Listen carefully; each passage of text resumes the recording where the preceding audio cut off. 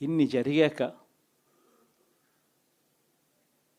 ఎప్పుడు చూడని పాలన ఈ మాదిరిగా ఇచ్చిన తర్వాత మరి ఎందుకు ఈ మాదిరిగా రిజల్ట్స్ వచ్చాయి?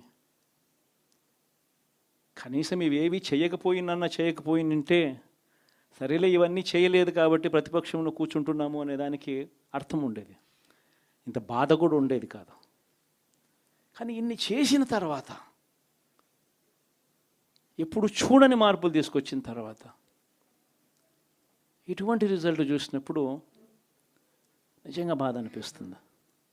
ఇంత జరిగిన తర్వాత కూడా ఏకంగా 40% ఓటు షేర్తో ఈరోజు ప్రతిపక్షంలో ఉన్నాం. ఇంత జరిగిన పిమ్మట కూడా ఈ రోజుకి కూడా మనం చేసిన మంచి ఎక్కడికి పోలేదు.